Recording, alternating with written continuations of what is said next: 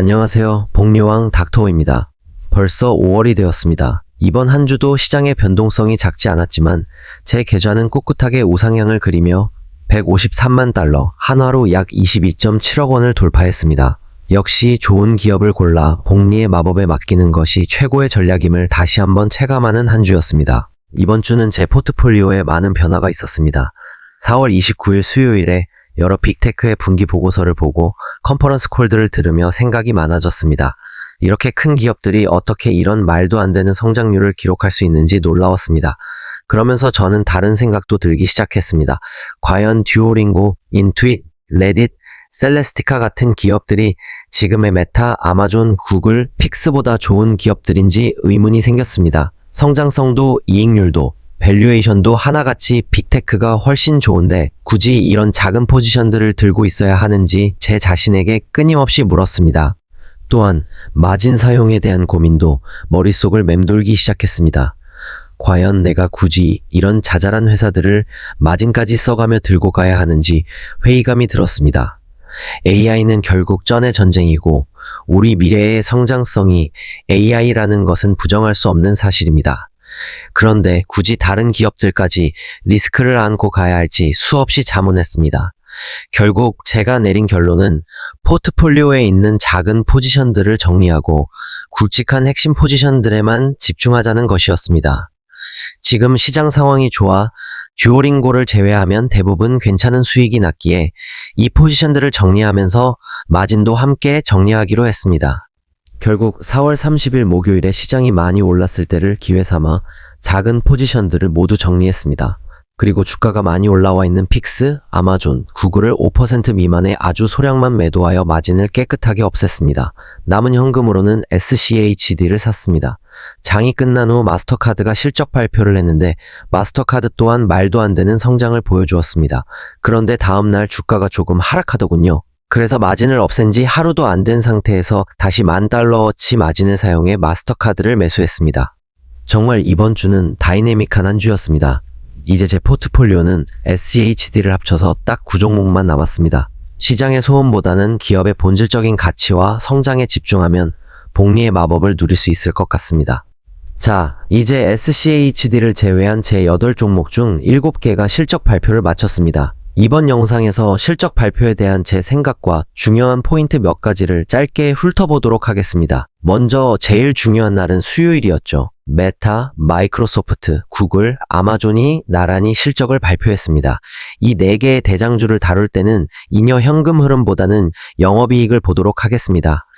요즘 데이터 센터 구축을 위한 자본 지출이 너무 높기 때문에 더 정교한 분석을 위해서는 차라리 영업이익을 보는 것이 더 적절합니다. 먼저 메타부터 보겠습니다. 이번 실적 시즌에서 주가 변동성이 가장 컸던 종목 중 하나가 바로 메타입니다. 실적은 역대급이었는데 가이드라인 발표 후 시장의 반응은 엇갈렸습니다. 마크 저커버그가 그리는 AI의 미래와 그 속에 숨겨진 숫자의 비밀을 지금 바로 파헤쳐 보겠습니다. 먼저 숫자들만 보면 정말 경이롭습니다. 매출은 563억 달러로 전년 대비 33% 올랐고 영업이익은 228억 달러로 전년 대비 30% 상승했습니다. 영업이익률은 무려 41%에 달합니다. 효율성의 해를 선언한 이후 메타가 얼마나 슬림하고 강력한 이익 구조를 갖추게 되었는지 보여주는 지표입니다. 주당 순이익 또한 10.44달러로 엄청났습니다. 제가 또 중요하게 보는 지표는 메타의 일일 활성 사용자 수인 DAP입니다. 메타의 DAP는 35억 6천만 명으로 전 세계 인구의 절반 가까이가 매일 페이스북, 인스타그램, 왓츠앱 중 하나를 쓴다는 뜻입니다. 너무나 압도적입니다. 이 거대한 네트워크 효과는 그 자체로 무너뜨릴 수 없는 해자입니다. 많은 사람들이 DAP가 소폭 줄었다는 이유로 걱정하여 주가가 잠시 하락하기도 했지만 저커버그는 이미 그 이유를 설명했습니다. 이란 전쟁으로 인한 인터넷 차단 지역들과 러시아의 영향 때문입니다. 제가 보기에는 전혀 걱정할 거리가 아닙니다. 또 중요하게 볼 지표는 AI를 활용한 광고 효율의 극대화입니다. AI를 활용한 타겟팅 고도화로 광고 노출수가 19% 늘었고 광고 단가도 12% 상승했습니다. 이는 경기와 상관없이 광고주들이 메타를 떠날 수 없는 이유가 됩니다.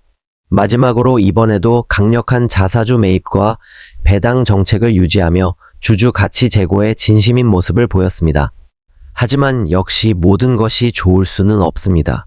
올해 자본 지출 전망치를 기존보다 100억 달러 이상 높인 1250억에서 1450억 달러로 잡았습니다. 저커버그는 AI 분야에서 세계 최고가 되기 위해 공격적인 투자가 필요하다고 강조했습니다. 시장은 당장의 이익보다 미래의 불확실한 투자에 더 민감하게 반응하며 주가가 일시적으로 출렁이기도 했습니다. 특히 저커버그는 몇 년 전에도 메타버스에 공격적으로 투자한다고 했다가 결국 적자만 남긴 채 사업을 축소한 이력이 있습니다. 이런 이력 때문에 투자자들이 걱정하고 있지만 저는 AI의 효율성이 이미 숫자에서 나타나고 있다고 봅니다. 이렇게 큰 기업이 매출 33% 상승을 기록했다는 것만으로도 이미 실력이 판명 났다고 생각합니다. 결론적으로 메타는 본업인 광고에서 벌어들이는 엄청난 현금을 AI라는 미래 권력에 올인하고 있습니다. 단기적으로는 지출 증가가 부담스러울 수 있지만 35억 명의 데이터를 학습한 메타의 AI가 릴스나 왓츠앱 결제와 결합할 때 그 파괴력은 엄청날 것입니다. 압도적인 사용자 기반과 AI를 통한 효율성 개선이라는 두 마리 토끼를 다잡고 있는 메타는 우리 퀄리티 성장 투자자들이 끝까지 지켜봐야 할 기업입니다. 다음으로는 구글에 대해 얘기해 보겠습니다. 구글 또한 실적 발표 후 주가 변동성이 컸지만 메타와는 반대 방향으로 움직였습니다. 구글은 이번 1분기 실적 발표를 통해 구글의 시대가 저물고 있다는 세간의 우려를 비웃기라도 하듯 역대급 숫자를 찍어냈습니다. 특히 광고와 클라우드라는 양 날개가 어떻게 조화를 이루며 해자를 깊게 파고 있는지 심층 분석해 보겠습니다.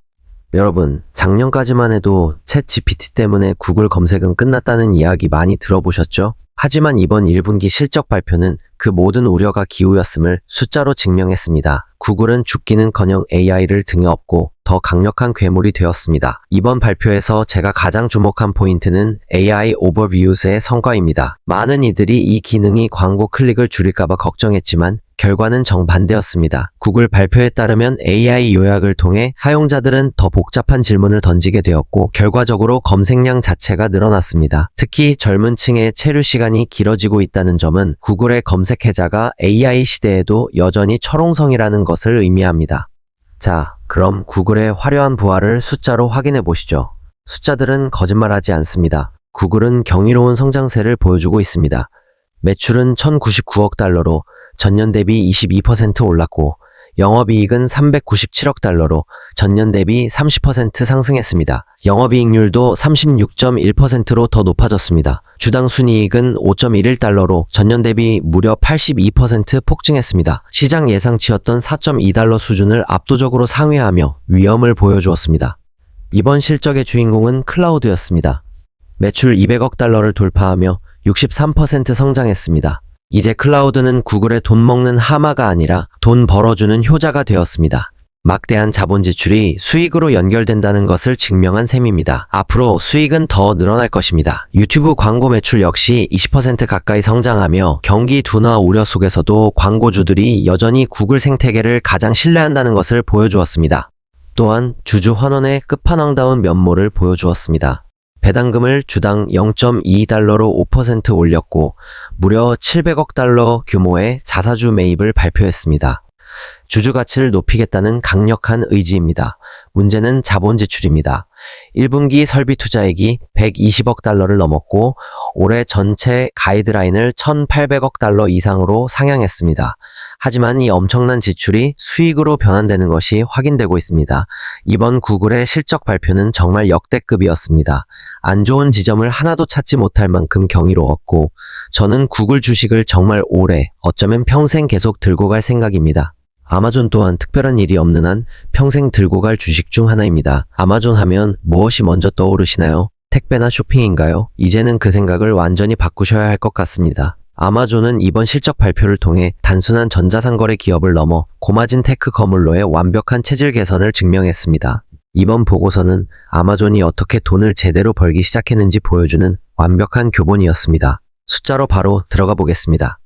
이번 분기는 빅테크가 계속해서 압도적인 숫자들을 보여주고 있습니다. 아마존 또한 예외가 아니네요. 매출은 1815억 달러로 전년 대비 17% 올랐습니다. 정말 대단합니다. 1년도 아니고 무려 3개월 만에 1800억 달러가 넘는 돈을 벌어들였습니다. 영업이익은 239억 달러로 전년 대비 30%나 상승했습니다. 가장 놀라운 것은 시장 예상치였던 200억 달러를 가볍게 넘어선 역대급 성적표라는 점입니다. 영업이익률도 13.1%로 역대 최고치를 기록했습니다. 이 역대급 이익률의 핵심은 세 가지입니다. 먼저 AWS 클라우드의 가속입니다. 한동안 주춤했던 AWS 매출 성장률이 28%로 다시 올라왔습니다. 특히 생성형 AI 수요가 몰리면서 연간 매출 런레이트가 1100억 달러를 돌파했습니다. 두 번째로는 광고 비즈니스의 괴물 같은 성장입니다. 아마존 광고 매출은 24% 성장하며 구글이나 메타보다 훨씬 가파른 속도를 보여주고 있습니다. 쇼핑 검색 결과에 광고를 붙이는 것이 얼마나 강력한 현금 인출기인지 증명했습니다. 마지막으로는 물류 효율화의 마법입니다. 아마존은 로봇 활용을 늘리면서 북미 유통 부문의 영업 이익률이 9%를 넘었습니다. 배송 네트워크를 지역화하고 물류 동선을 최적화한 결과가 이익으로 고스란히 돌아오고 있습니다. 유통 쪽 매출 비중이 가장 크기 때문에 여기서 이익률이 조금씩만 더 올라가도 아마존의 영업이익은 어마어마해질 것입니다. 자, 아마존 역시 자본 지출이 걱정거리입니다. AI 인프라 구축을 위해 올해 2천억 달러가 넘는 설비 투자를 예고했습니다. 빅테크 기업 중 가장 큰 규모입니다.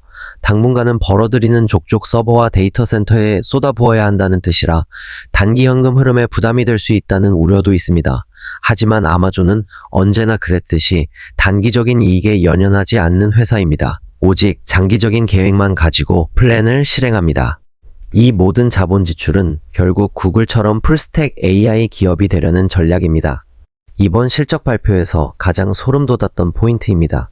엔비디아 칩만 쓰는 것이 아니라 자체 칩인 트레이니엄을 통해 비용을 낮추고 이를 통해 AWS 고객들에게 가성비 좋은 AI 서비스를 제공하려는 것입니다.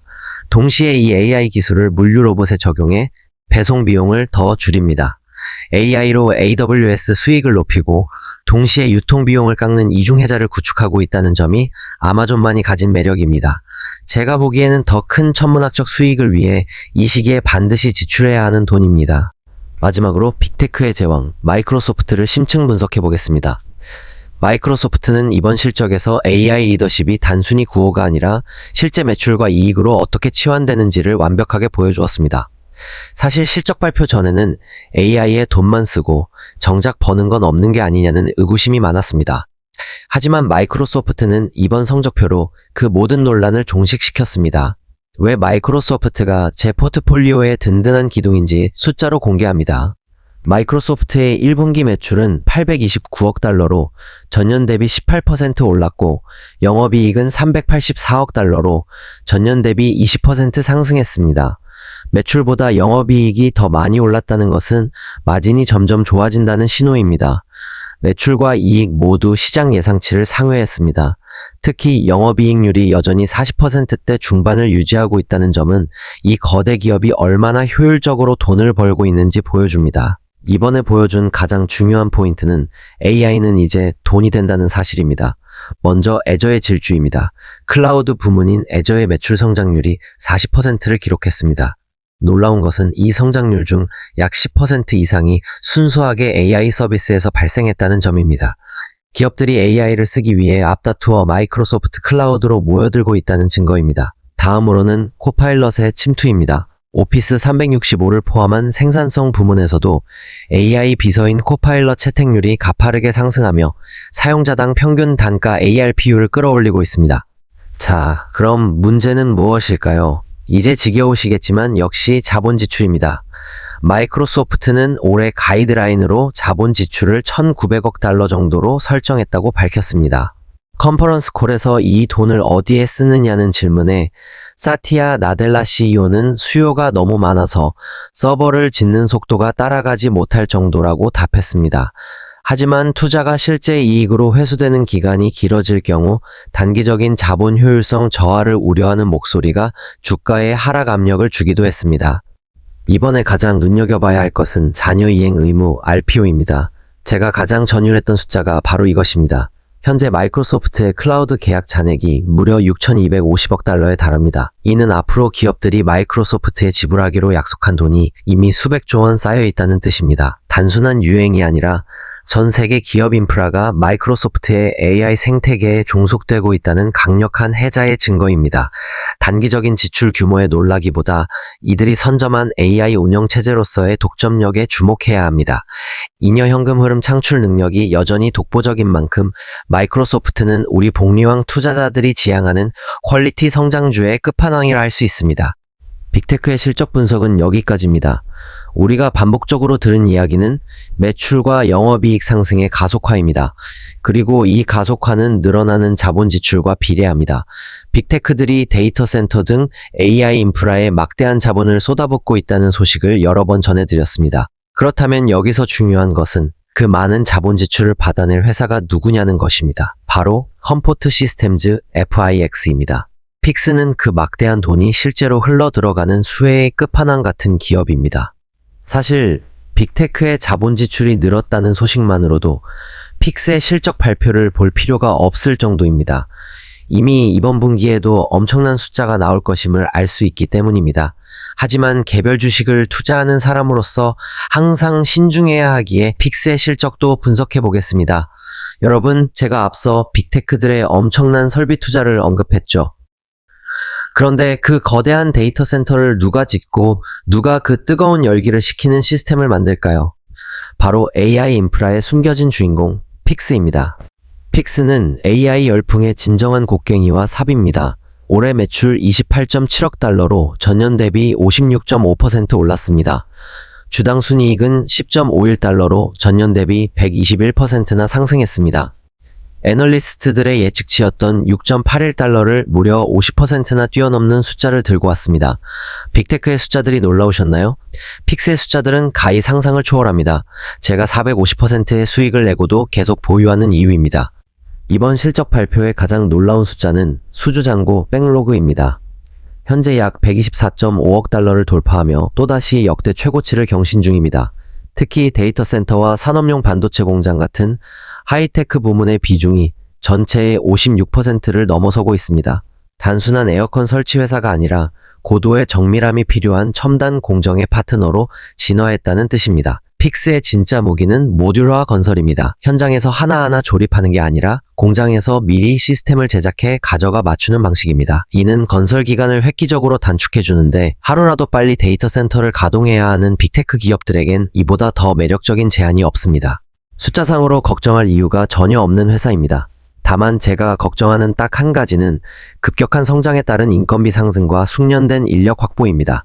일감은 쌓여 있는데 이를 소화할 인력이 부족해지는 것이 성장의 병목 현상이 될 수 있다는 우려가 있습니다. 결국 마이크로소프트, 메타, 구글, 아마존이 AI에 돈을 쓸 때 그 돈의 상당 부분은 픽스 같은 기업의 주머니로 들어갑니다. 거인들의 어깨 위에서 함께 성장하는 이런 해자 있는 인프라 기업들을 퀄리티 성장 투자자라면 반드시 눈여겨봐야겠죠. 저는 픽스를 얼마나 오랫동안 들고 갈지 모르겠지만 마음 같아서는 평생 함께하고 싶습니다. 이번 영상이 너무 길어졌네요. 넷플릭스와 마스터카드의 실적도 분석해드리려 했는데 다음 영상에서 우버와 함께 묶어서 전해드리도록 하겠습니다. 좋은 기업과 함께하는 복리의 시간은 반드시 보상으로 돌아옵니다. 흔들리지 않는 퀄리티 투자의 길 함께 걸어가시죠. 좋아요와 구독, 알림 설정 꼭 부탁드립니다. 지금까지 복리왕 닥터호였습니다.